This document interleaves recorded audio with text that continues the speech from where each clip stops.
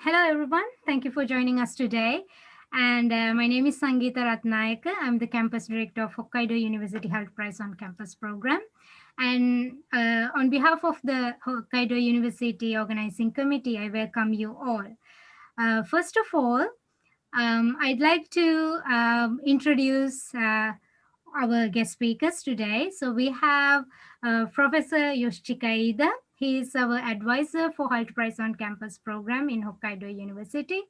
And he has been supporting for all these years, for 6 years. And right now, he's working as an independent consultant, also a visiting professor in Hokkaido University. Then we have Mrs. Meena Suchida, Director of Corporate Business Strategy and Operations of OWL Incorporation. Actually, Suchida-san is a very talented woman in this career, I would say. She's actually most recently established the Japan-India Business Development Project with IIT Bombay and AWL Light.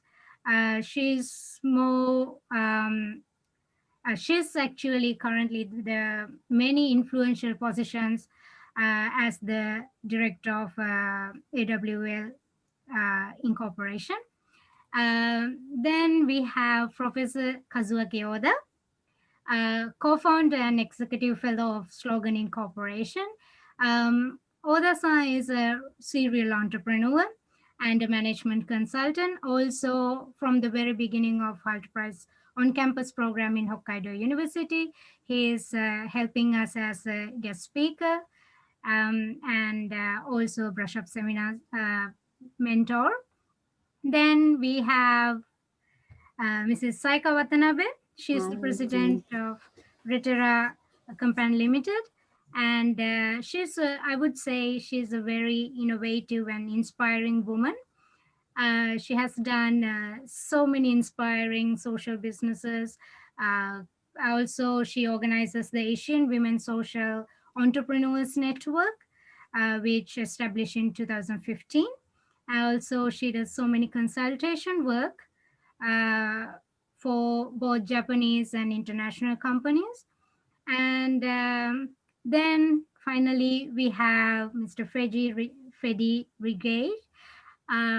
He's the Asia Regional Analyst of Hult Prize Foundation. Currently, he's the regional analyst, and he became the regional director in Paris in 2019. So he has come a long way with the Hult Prize program.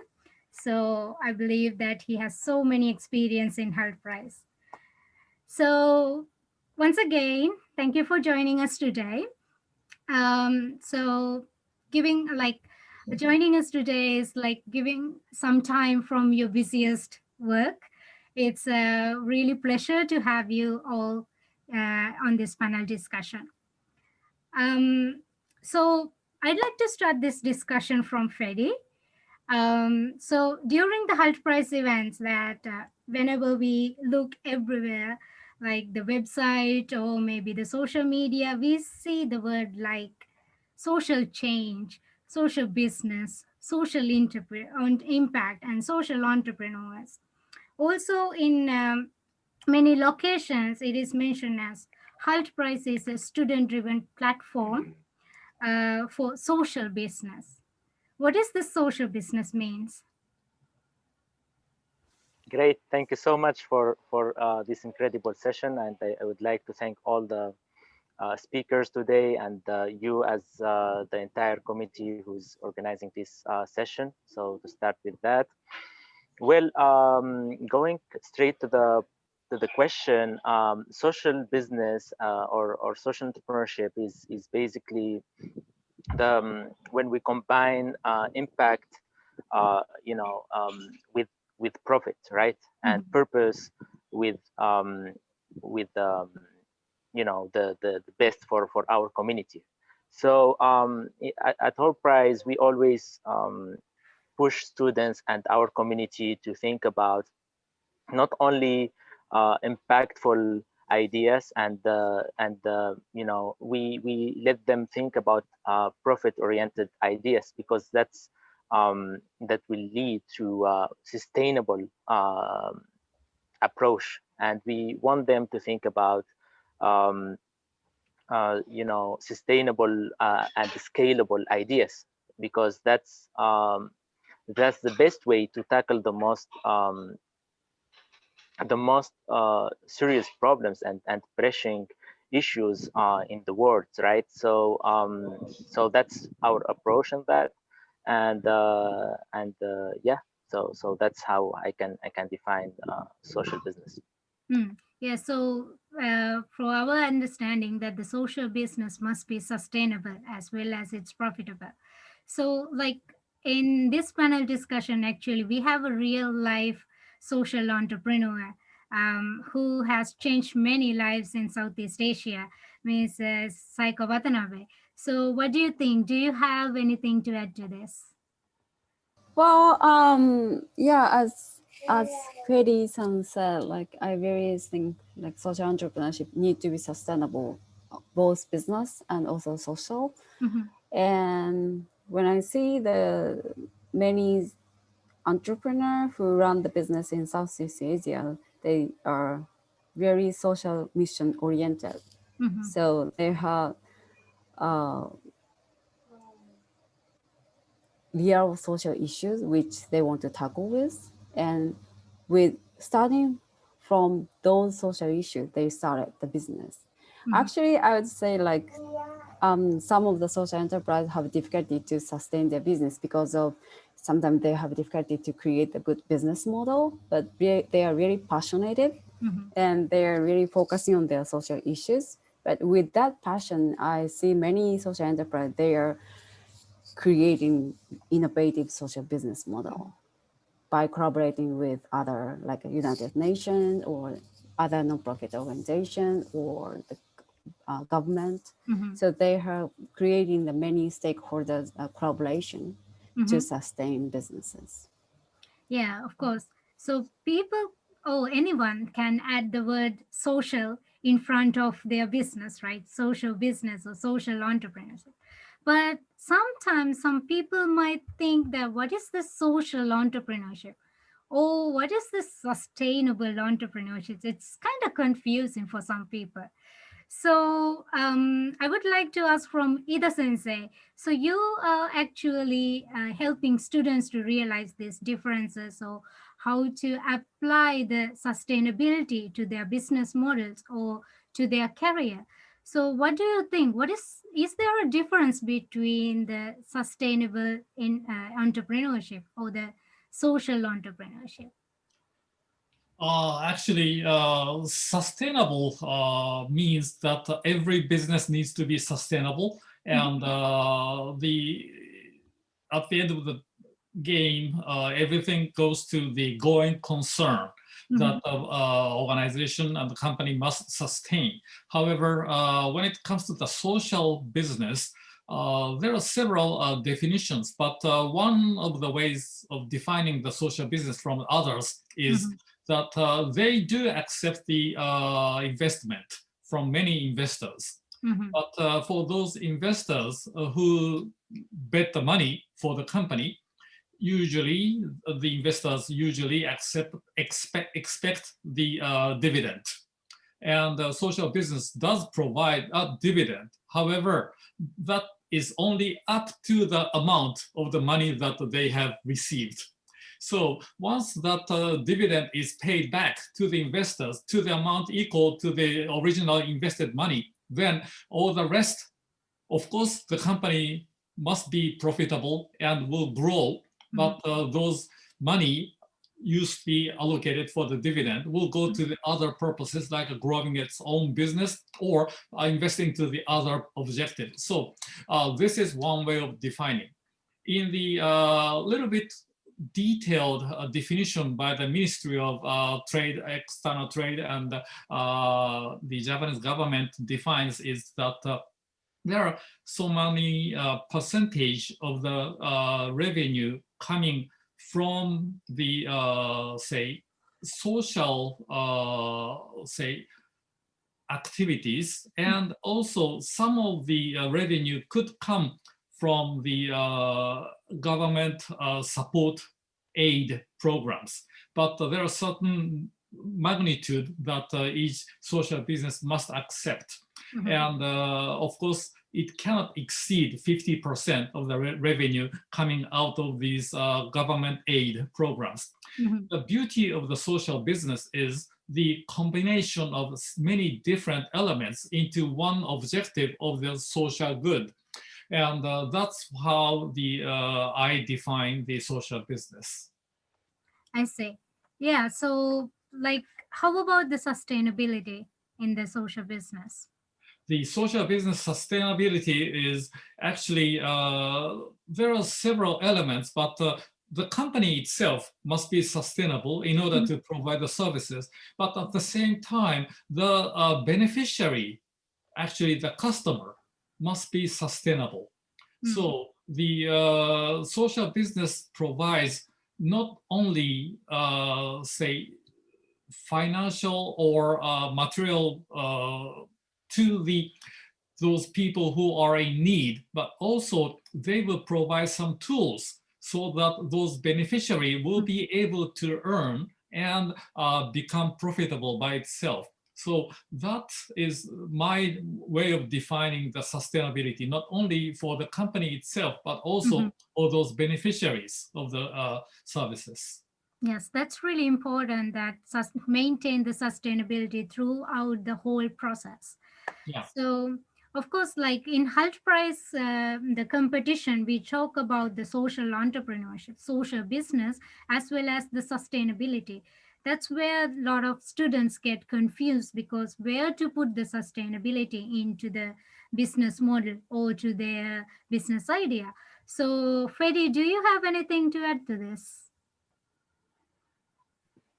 Yeah, so returning back to the sustainability and impact.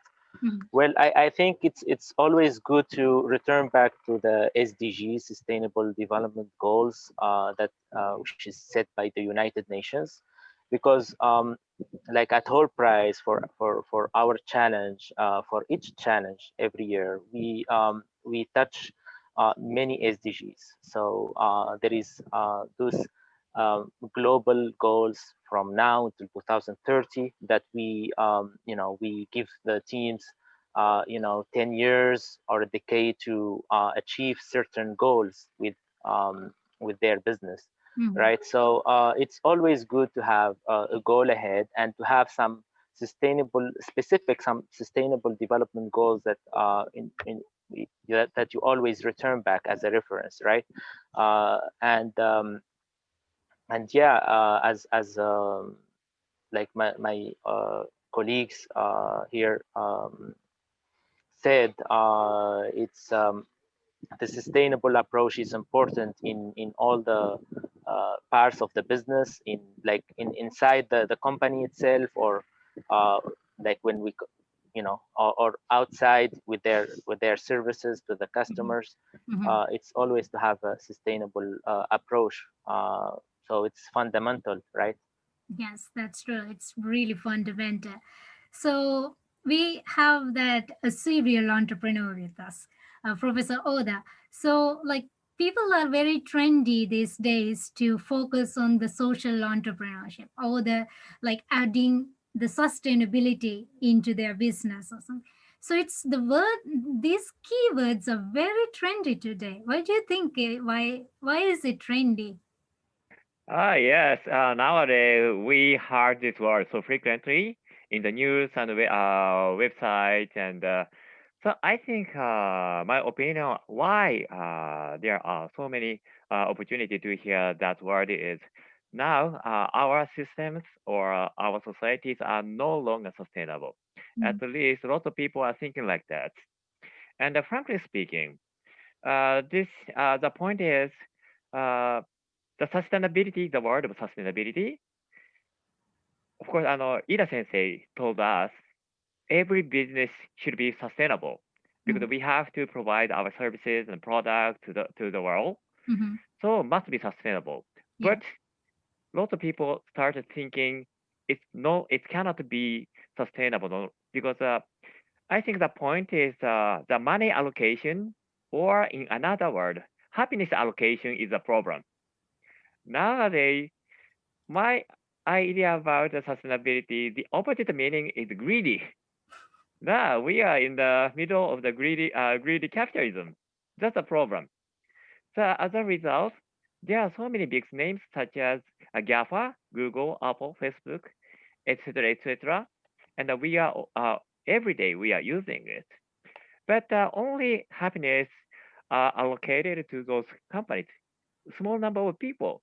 That's why we have to think about the word of sustainability, and also that can be equal to the meaning social. Mm-hmm. And so the bottom line is, I think lots of people are now think our system is not sustainable, Mm-hmm. and we have to now it's time to think about how should we do to change our system.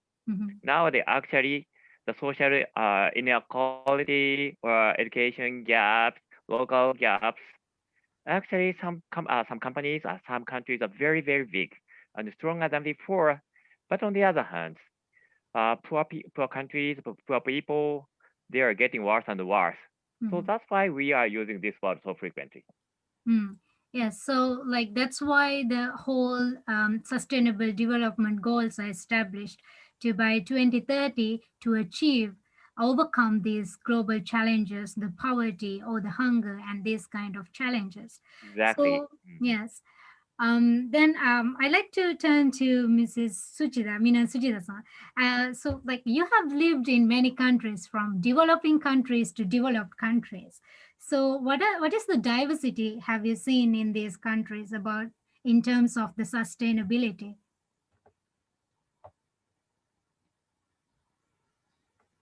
Your mic is off. Excuse me. So that's a difficult question. So I grew up in Thailand, Australia, and Japan, and I lived several years in the United States as well.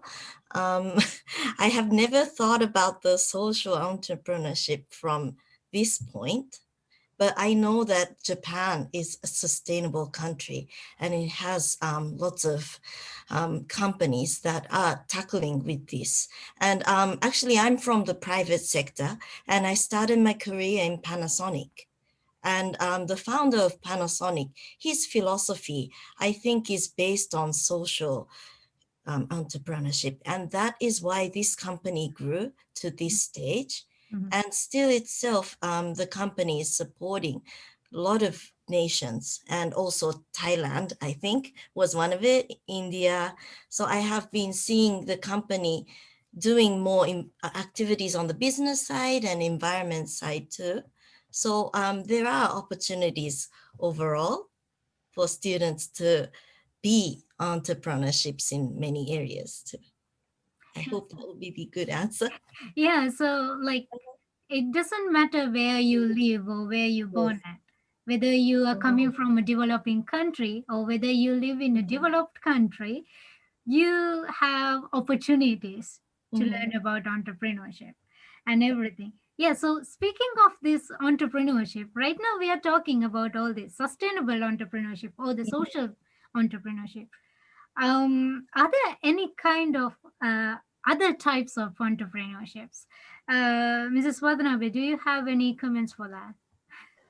Other type of entrepreneurship, Mm-hmm. meaning, well, like when we thinking about entrepreneurship, we can think about like entrepreneurship mindset, Mm-hmm. or like um,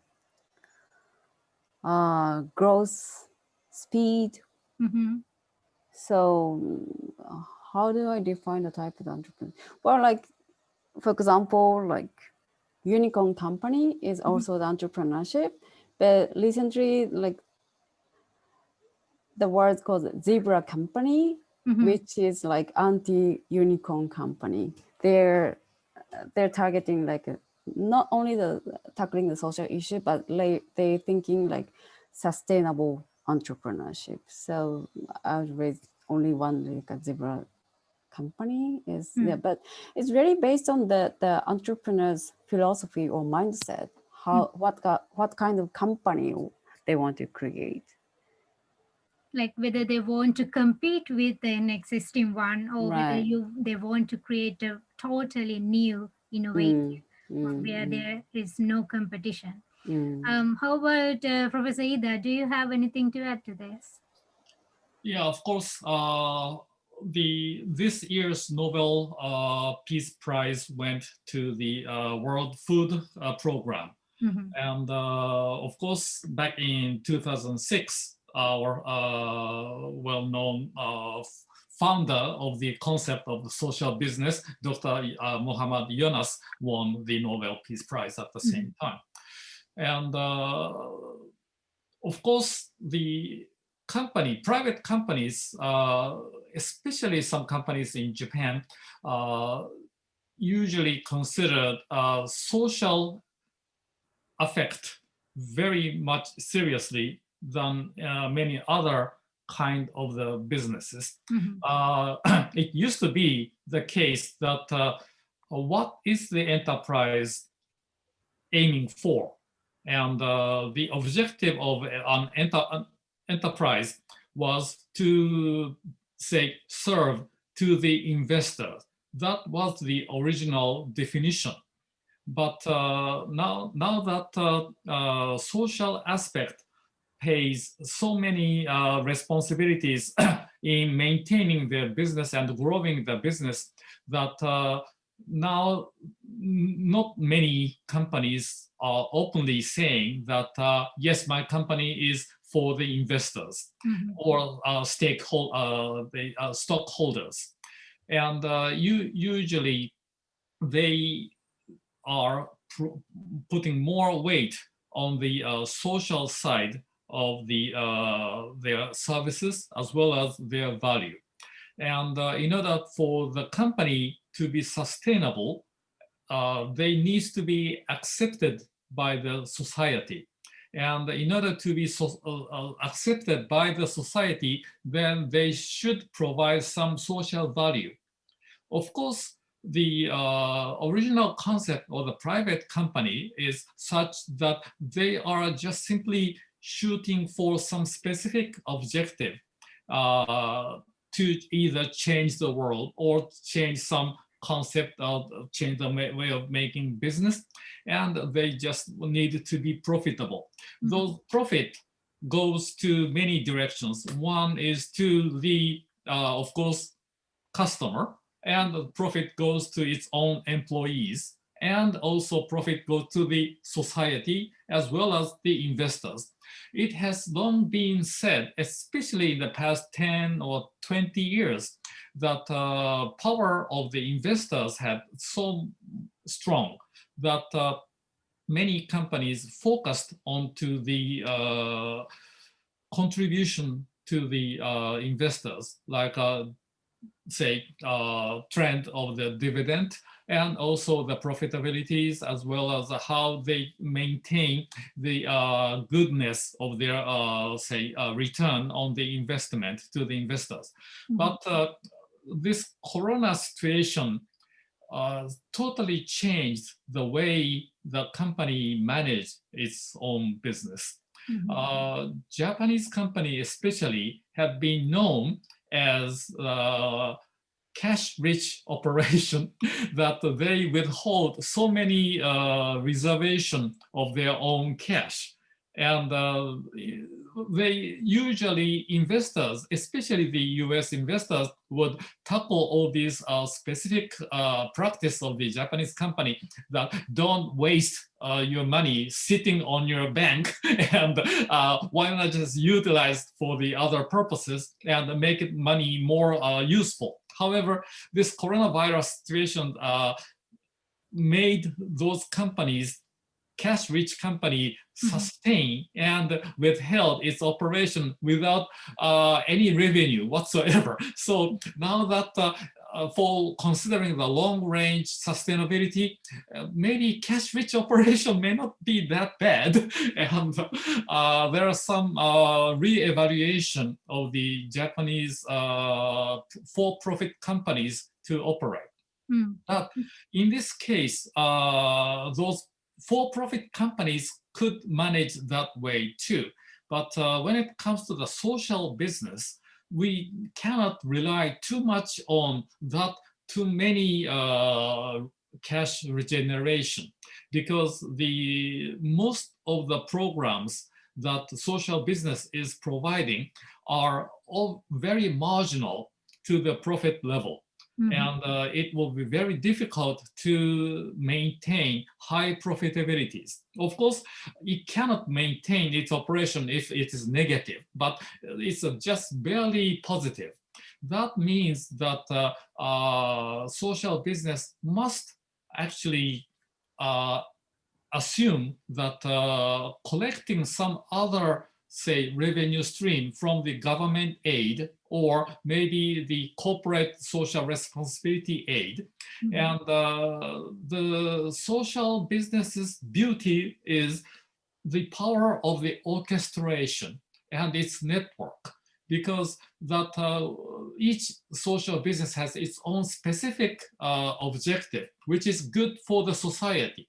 And for those companies, as well as the government or whoever individual who are synchronized with the idea of this social concept, then they will be able to provide those aid to this social business. So this is the most important thing for the social business to sustain and grow. Set up a very good objective and provide a specific services to those people in need, and provide a good social business model so that end users can benefit directly from the services. And once the pure objective is very clean and straight, then it will be much easier for the government or other companies to join.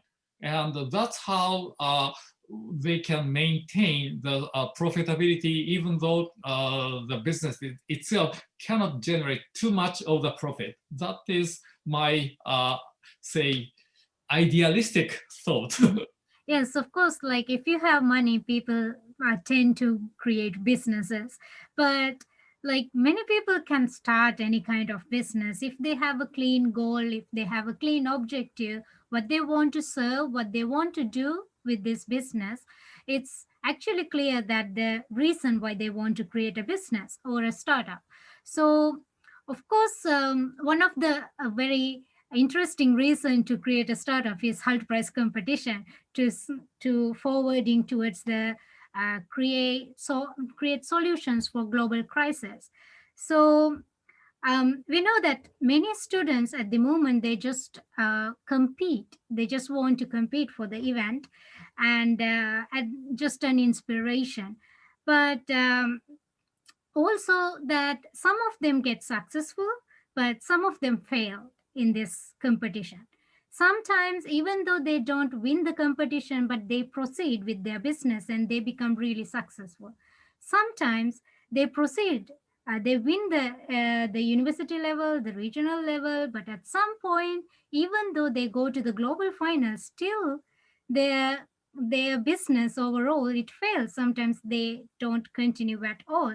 So with the experience, of course, Fedi, what do you think? Like you coming from becoming a campus director, competitor, campus director, then a regional director. So from the experience, why do you think why these competitors fail? Why these startups fail or successful? All right, thank you so much for bringing this subject up. It's really something that I'm always thinking about. You know, I always evaluate. So regarding failure, I don't want to call it failure because it's just an iteration. It's just, you know. So I have seen you know, for example, Retopia is the last winner of the $1 million. I was present when I was in Mexico City. I was there in the on-campus program. It was a piece of luck. And then actually in the on-campus program, They didn't win the first place. They won like the runner-up, the second place, but they didn't give up.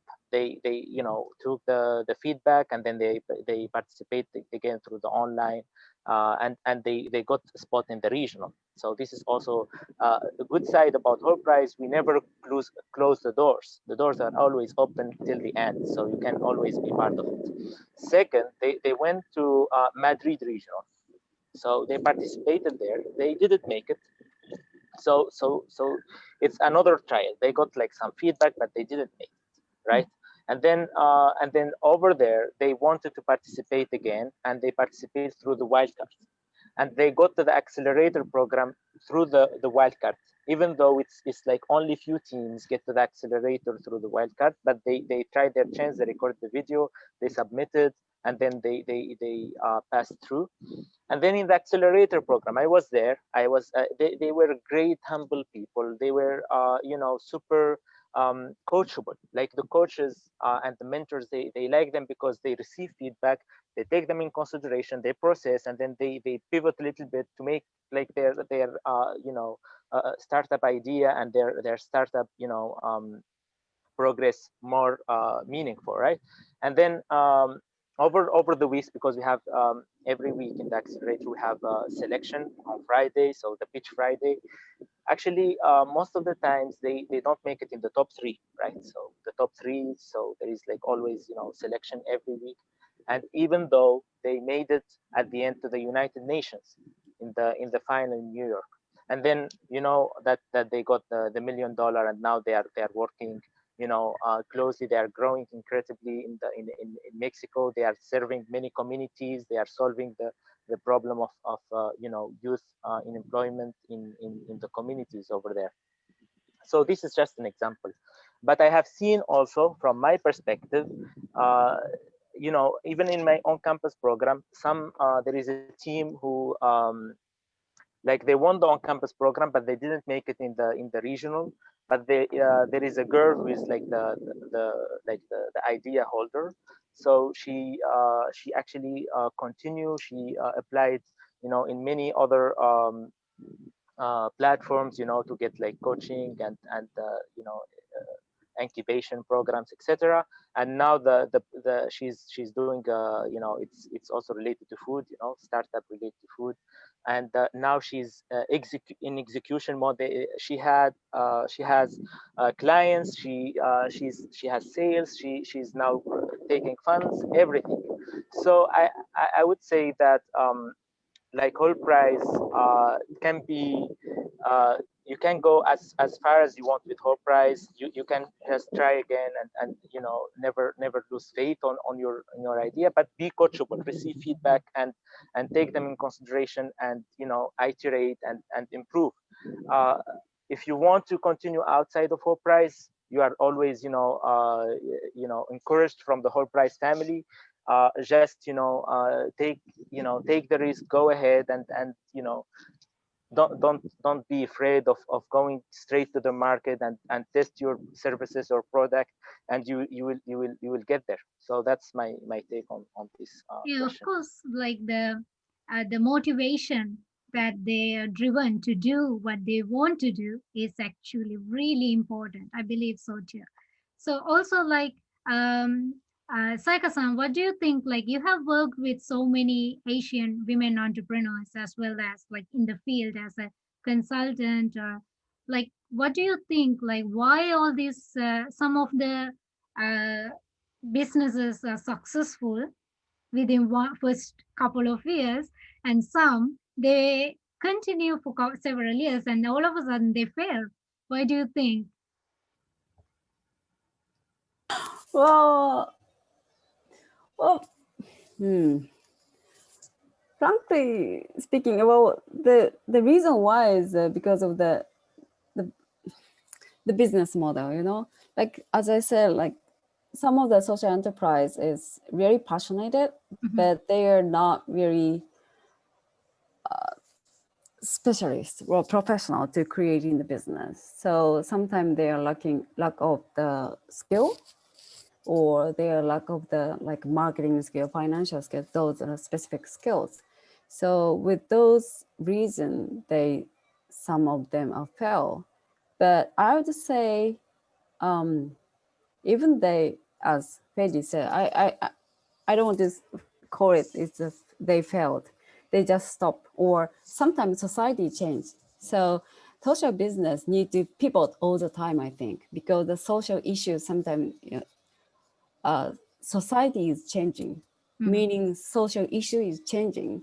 So under this like changing situation, social enterprise are changing their business, or sometimes if the issue is solved, the meaning of doing the business has, disappear, because sometimes their objective is to solve that social issues.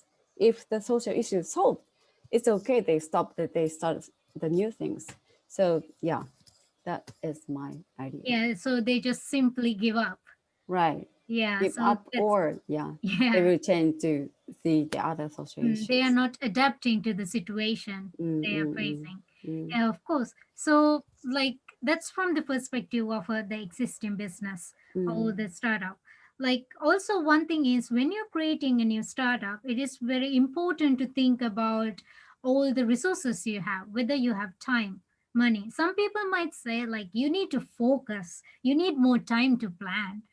And also sometimes they said no, you need more money, you need some stable foundation, some really good basic investment.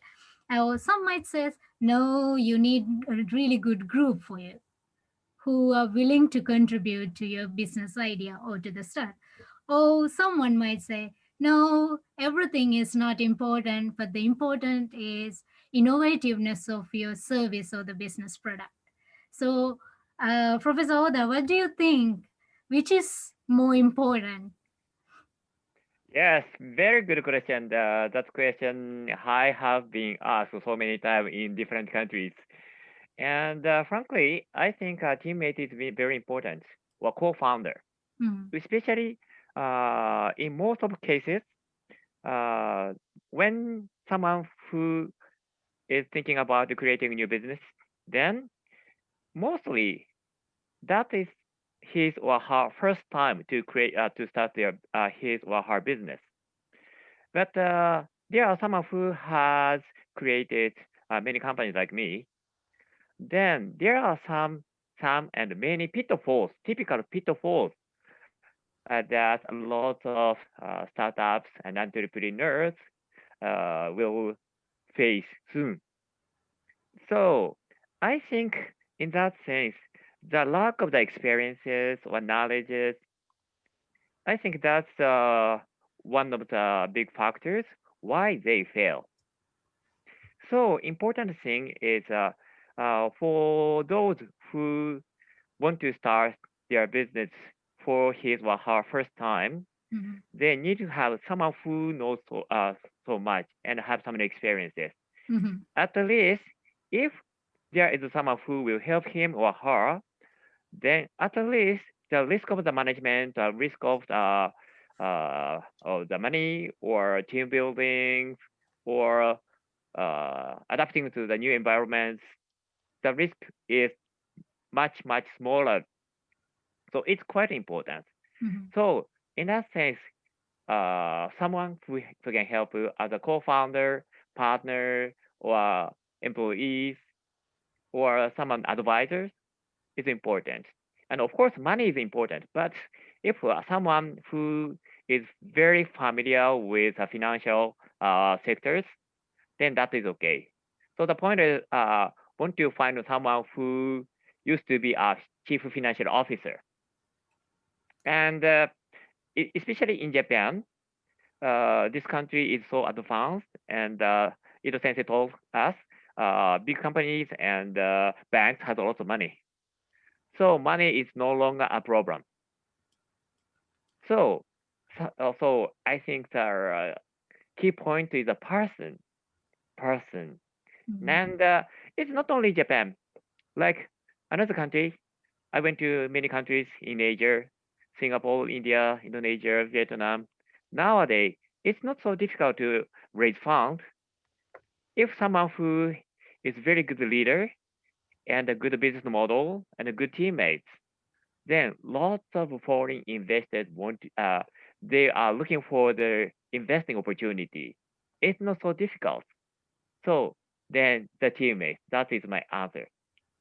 Yes, of course, like a team that who are passionate about the same thing as you do is very important. Yes, but Yeah. it's not easy as I'm saying.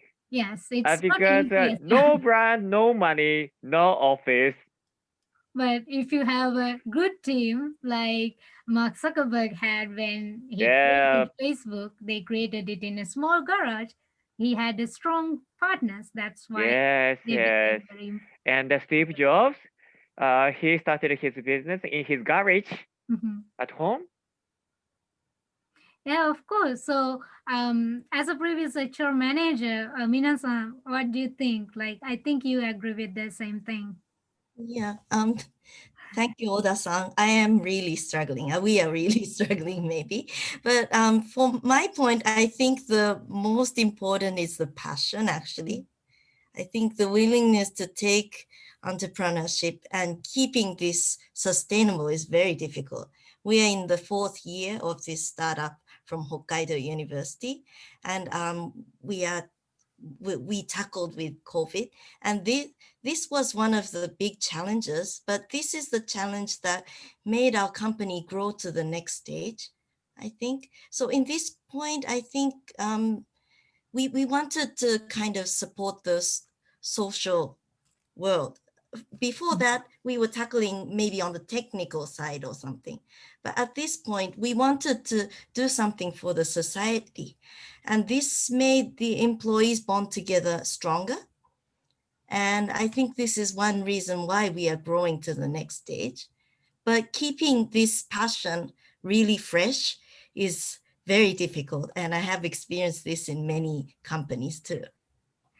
Okay, thank you. So, next, like since we have all this passion, the teamwork, and everything with us, now I'm going to ask the big question. So, this whole thing is the Hult Prize and all this, like with the current situation globally. So, we believe that the youth can play a huge role in the economy of any country, whether it's a developing country or a developed country, it doesn't matter. The youth can change the world. That's what we believe in Hult Prize as well. So, um, so in that way, like I would like to ask from Professor Ida, what do you think about like the youth involvement into the economy? Yes, we define the latest generation as Generation Z, and they have a unique characteristics. And one is that they actually are very well balanced in one way.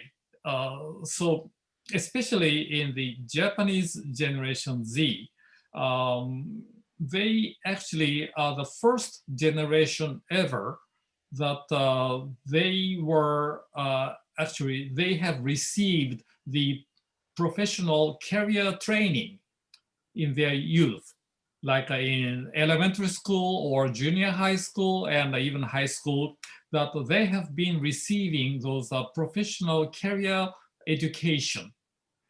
That means that the first generation ever in Japanese history that those university graduates have its own mindset of what my career would be.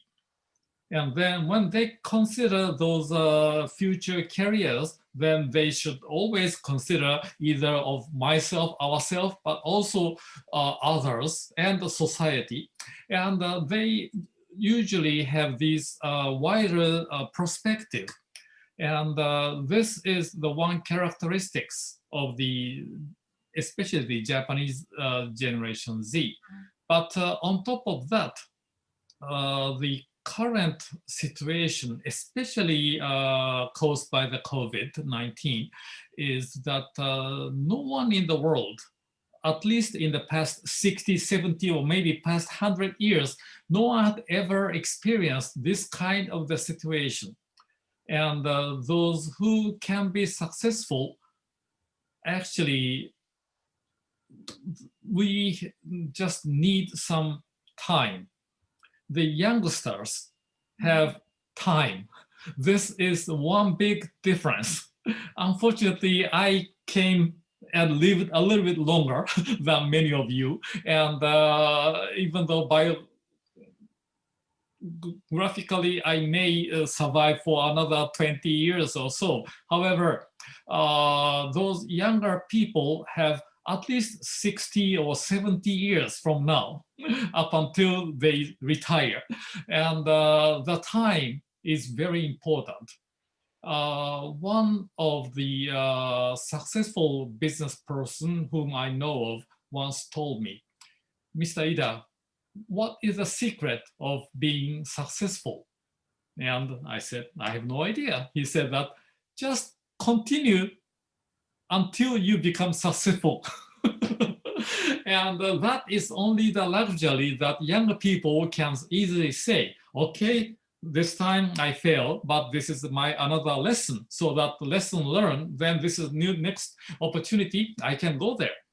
So if you have a passion and mission and a strong desire, then the time is the last and most important asset. And that's why you can start sooner and earlier. And the Japanese community usually do not accept failure. Once you fail, then it is end of the game. It used to be the community like that. But with this Corona situation, the things may start to change, but it will take some time.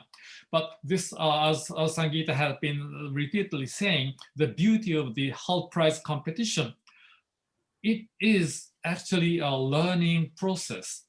So failure doesn't mean a failure at all, but this is just another lesson. And then once you have learned by one failure, then you will never make the same mistake again. And with this course of the programs, you have so many opportunities to regain and rejoin the program.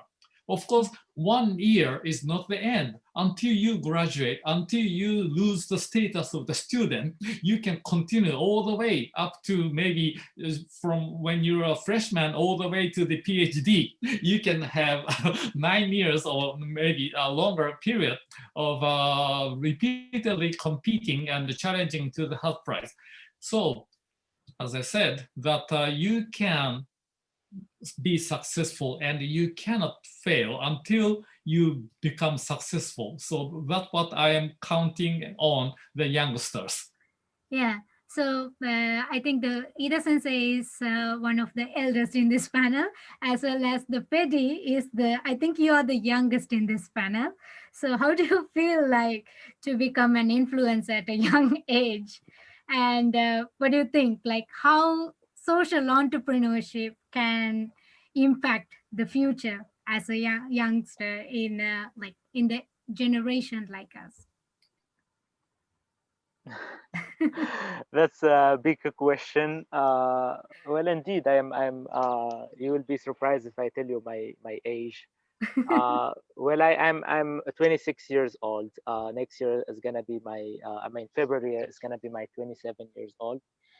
But with Hult Prize, I was lucky enough to experience many things and to meet with many amazing, experts and young people, students who are incredibly, they have like great visions, and like that. What make me optimistic about the future, that we are ahead, which is ahead of us.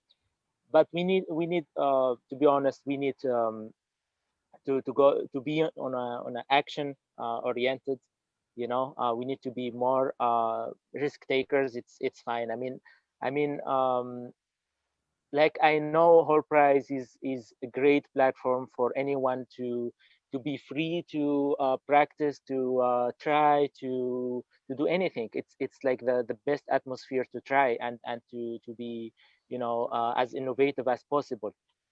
But then execution is still the key. I mean, those people that we are talking about, the you know, like whoever, like Steve Jobs or anyone who did like a great additional value to the humanity, they are tirelessly great executors, and they didn't give up. So I believe kind of like the global policies and public policies, I think now more than before, they are in favor of sustainability of and they are they start, you know, taking in consideration all what's around climate change, and you know, how to innovate in the you know, food systems, agriculture, you know, sustainable you know, practices, use innovation, new technologies in all the sectors, almost in all the sectors, like from the farming, which is very historic, you know, sector, and people are taking like generations of knowledge, and now there is like this I call it, it's like a revolution. Like this generation is trying to make a revolution. They are trying to put like drones, and they are trying to put you know, data, you know, ensures to take data and process it, and then, you know, and then provide some solutions before the problem happen. There is like lots of innovation going on. We need to be part of it.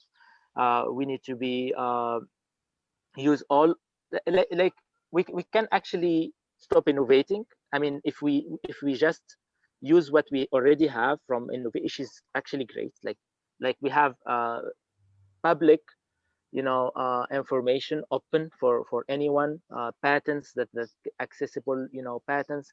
We can use what we have without like further calculations, and but a little bit from what we have in the scientific, you know, scene, and use them in some practices, in simple practices, help a farmer to, you know, be more sustainable in terms of water, or help you know, like a cuisine to be you know, better in terms of energy use, or help like a city to be more sustainable in terms of you know, petroleum, or you know, fossil fuels used, to use like, you know, more sustainable ways, in a simple way and affordable ways, right? So we need to be smart in how to use what we already have in some practices. And this is we need to be part of it, and think about, you know, about the wealth and our well-being. I mean, we are young people. We want to be wealthy. We want to be, you know, business men's and women's, to take part of the, you know, and be also doing good. So this is the best combination that we are looking for. And as my colleague Mina mentioned earlier, in the Panasonic, in the you know, so when there is a big vision from the start, which is related to like the North Star is actually doing good. There is like a North Star at the end of the story. There is like the mission is to do good for a certain vulnerable communities, or to help like solve the problem of uh, poverty, or food, you know, hunger, or education accessibility, and they are doing all of that because of that North Star. I believe this that company, or that, you know, team will overcome any challenge, and they will go as far as they can, because this is how business should be always related to a big and noble vision and mission. And then it's always great to have profit and wealth out of it. Yeah, of course. I really agree with Freddie that we are living in an era where we have everything. Like the technology is on top of its advancement, and we have facilities, we have people communication, and we have all this knowledge comparing to 100 years ago. Right now, we have all this technology, the knowledge that we need to have. So, which means that the younger generation right now has more opportunities to pursue their dreams in terms of the entrepreneurship. So, before we close up the session, this is going to be the last question actually for everyone. So, right now we are heading to a new normal era after the COVID 19. So, it's not a secret that not just the regular lifestyle, but also, especially for the startups and the big businesses, this COVID 19 situation became very effective, that it totally changed their way of thinking and everything. So it's actually become much more challenging for everyone around the world, not just for the poor, not just for the people who has money, but for everyone. So I like to start from Professor Ida and continue to all of you, and to say, like, do you have anything to say for the current businesses who are struggling to overcome this challenge, and also for the competitors or the future students, or the competitors of Hult Prize, which they are right now at the moment of thinking of their business plan? How should it be for the future? So, do you have any message that how they can tackle or how they can design according to this current situation, current global situation? Thank you. Okay. Of course, the COVID-19 situation had made world very interconnected, and because of this interconnectedness that COVID-19 spread it out all over the world, this means that if you would like to communicate with anybody in the world, then the gap of those distance or time or many other difficulties is gone thanks to this new situation. And society is more acceptable of meeting online and dealing online. And young people, especially those who are trying to launch its own business, they can do many things much, much faster and much wider. So having a good idea and a good concept and spread it out to the many people. By the way, that the methodology of spreading out the world itself is also getting much easier, like Twitters and other social medias, that you don't have to count on the PR agent or medias, but you are your own media. And the most important thing is have a very strong will and strong ideas, like Mina-san said, the passion, then it will be all synchronized with others. So this is the message for everybody who wants to compete. Okay, thank you very much. So next time I'd like to move to Mina-san. Do you have any things to add to this? Okay. So I think Ida Sensei said a lot for us already. But yeah, it seems like the normal is back in Japan, but there are some fears, worries that we are still struggling with, and this is all over the world. But at the same time, this is the time for possibility, and everyone is waiting for the new ideas. So I hope so many students also in Hokkaido University and all over the world could attend this Hult Prize event and get more ideas for a better life. Yes, thank you so much. So yeah, the COVID-19 is actually becoming challenging even for us to organize the on-campus program. So how about Professor Oda? Do you have anything to add, like in terms of developing a business or a startup with this COVID-19? I think for someone like me, COVID-19, this pandemic is very good opportunity. Actually, I'm busier than before because I have a lot of online meetings with Indians. and I go to India almost every week, and in a second, like the same way to Hokkaido, somewhere in Japan, only 1 second. And of course, that means a real globalization. And for Hult Prize participants, then the target market is not in a certain country. Now it is all over the world, and the teammates are from many countries. So it's good opportunity. We don't care about the nationality and where he or she is living, and we work together and we share this knowledge and this model to all over the world. That's the opportunity. Thank you. Yeah, thank you so much.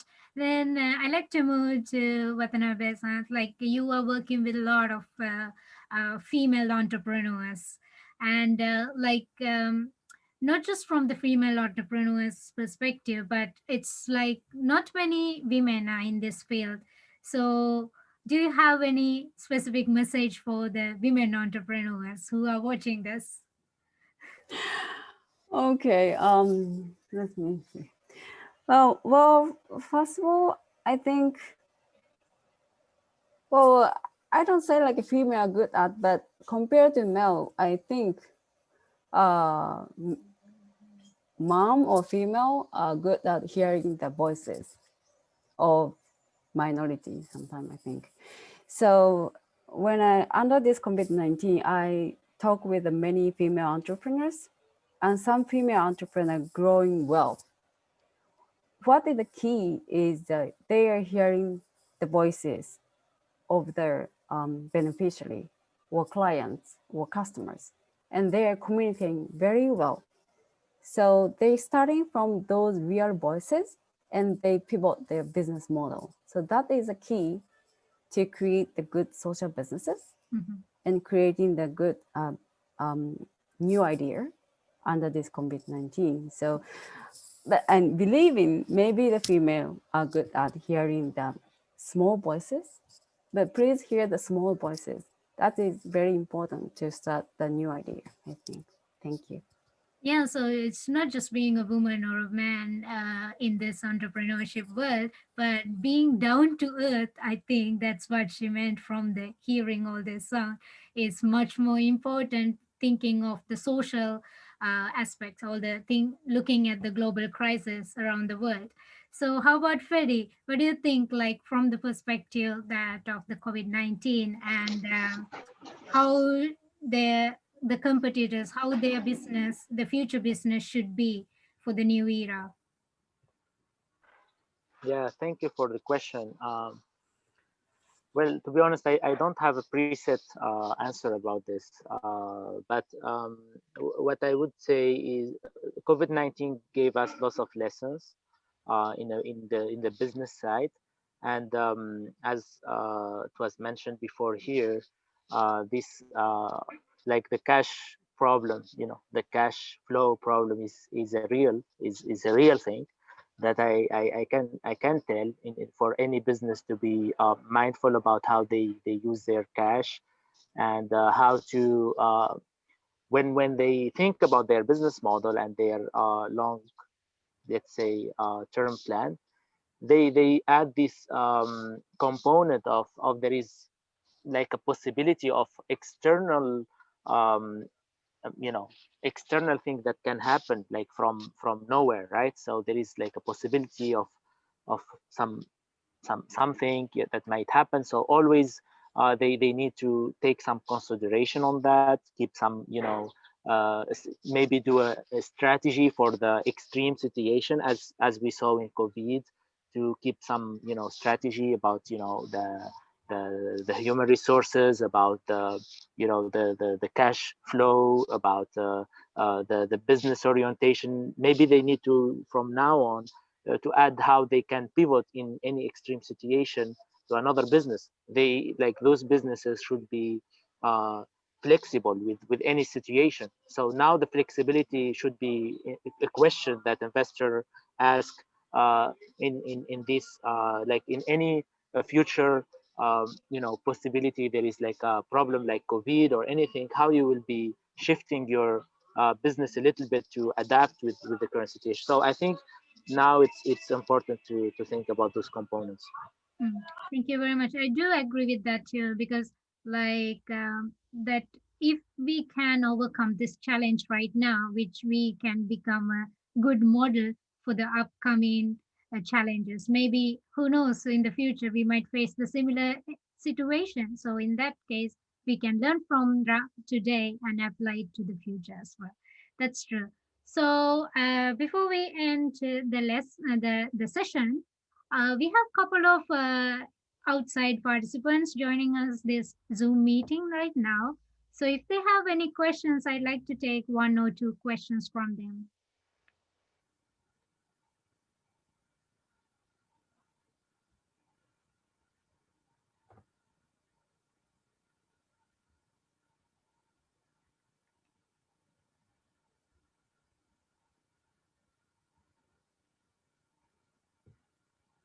Okay, it seems that no one is asking questions. Okay, so anyway, so to close up the session, I'm really thankful for all of you to join today, and it's a really good discussion, and I learned a lot actually, and it's really nice to meet you, and you all of you are joining from Tokyo and Nagoya, and from Freddie is from right now in, where are you in Freddie right now? Yeah, I'm from I'm in Tunisia right now, Yes, North Africa. I thought so that you are in Tunisia right now. So yeah, so we are like, I'm from Hokkaido, and we are like actually connecting because of all this technological advancement right now.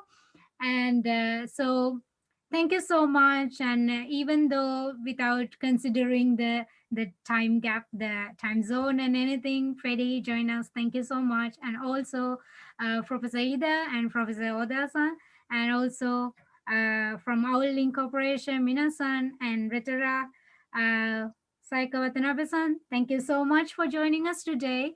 And I hope um, after listening or after watching this discussion, many students will join us for the Hult Prize, and we hope to have much more cooperation and the participation in the future social business world as well. And thank you so much, and you have a wonderful evening. And Freddie, you have a wonderful day. And Thank you so much. also see you guys in the future events as well. Thank you so much. Thank you very much. Thank you very Thank you. much. Thank you. Bye Thank you bye. for that.